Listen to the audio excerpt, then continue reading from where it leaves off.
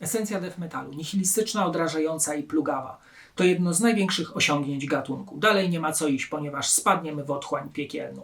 I właśnie na końcu tej drogi stoi album gigant Obituary Cues of Death.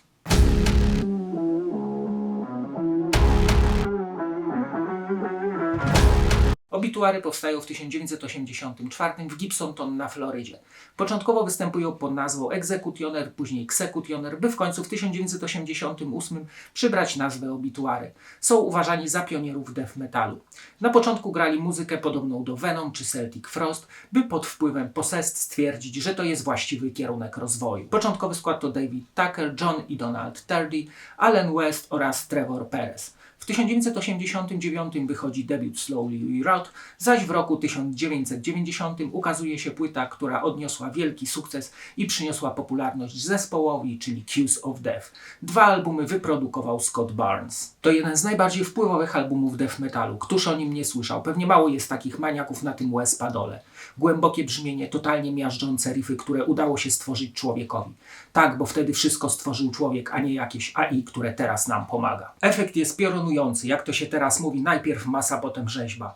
Więc wzięli najcięższy kawał metalu i wrzeźbili dźwięki totalne. Produkcja nadal powala. Mimo swoich 35 lat na karku ten album nadal zachowuje głębokie, mięsiste brzmienie, jakim powinny charakteryzować się albumy death metalowe. Każdy instrument jest dobrze słyszalny, idealnie ze sobą współgrają. Wokale są jednym z czynników, które zdecydowanie odróżniają album od podobnych sobie. To wręcz agonalny skowyt Johna Tardiego. On jest makabryczny i odpychający. Mamy wrażenie, jakby sam demon przemawiał z głośników. Teksty są posunięte do granic abstrakcji, są prymitywne, skupiają się głównie na gniciu i umieraniu. Robi się aż nam niedobrze. Na muzykę Obituary zawsze duży wpływ miało Celtic Frost.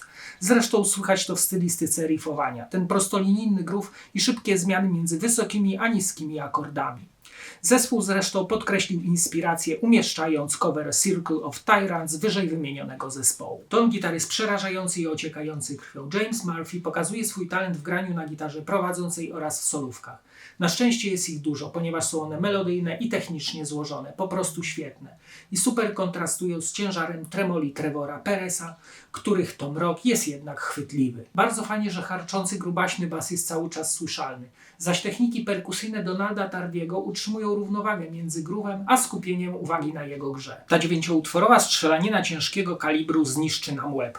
I w zasadzie wniosek nasuwa się tylko jeden, że wszyscy umrzemy, zgnijemy, a wszystko rozwali się w pył. To posłuchajmy teraz fragmentów tego klasyka klasyków death metalu.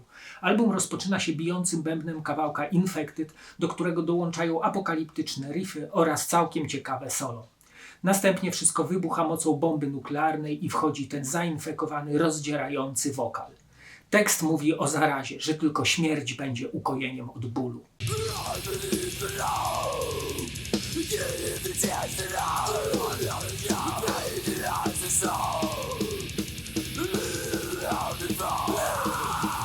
Dying to marszowy rytm i groove. Gitary strzelają wprost do ciebie, więc uważaj. Trwa kaskada blastów i solówek, aby zakończyć się dumowym rytmem umierającego życia. Wokal jest słabo słyszalny, zresztą tekstu też jest niedużo. Tak nadchodzi śmierć, by nasze dusze spłonęły.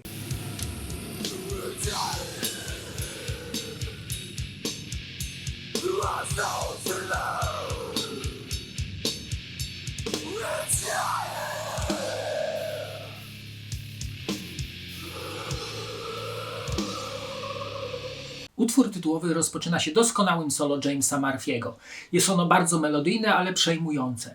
Następnie wchodzi głos Johna, który jakby rozbija je na kawałeczki z krwawą satysfakcją. Utwór w średnim tempie, ale cały czas wyczuwalny jest ten groove.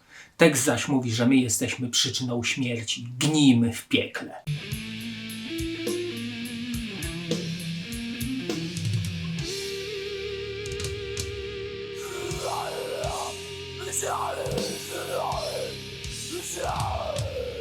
Memory Remains swoją drogą tytuł znajomy gniecie mózg ciężarem riffów. To nie jest techniczny death metal, ale dzięki aranżacji zyskuje tajemniczą atmosferę. Głos Johna jest tak przeszywający, jakby wydobywał się z rozprutego brzucha. W utworze również występują mroczne syntezatory. Gnijcie w piekle, życie w bólu.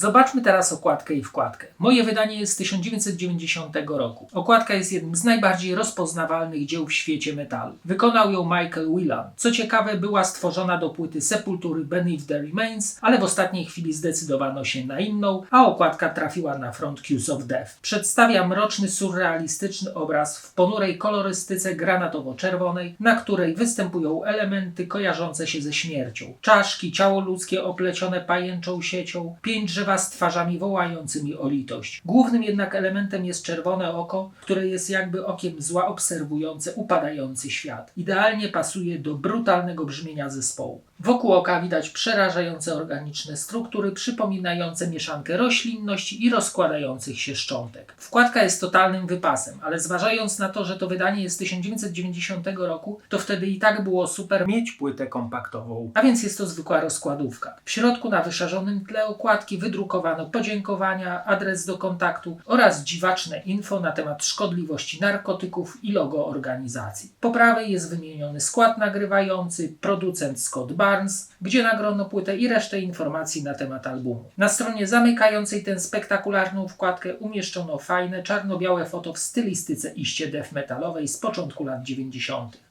Pod spodem na czerwono tekst będący kolażem z fraz tekstów do utworów. Na płycie CD nadrukowano czarną farbą część okładki, a na niej umieszczono tytuły utworów wraz z czasami trwania oraz logo wydawcy. Na stronie zamykającej pudełko umieszczono kolorowe foto zespołu, podano skład nagrywający album, logo zespołu, tytuły utworów z czasami trwania oraz logotyp Road Racera. Kiss of Death to jak błądzenie nocą po cmentarzu i czekanie aż coś nas wyśledzi, aby wepchnąć do grobu, byśmy w agonii trwali do całkowitego rozkładu. To album skończony i totalny, który ukształtował death metal. Zresztą któż z Was go nie ma w swojej kolekcji albo przynajmniej nie słyszał. A teraz zapraszam do oglądania kolejnego odcinka. Cześć!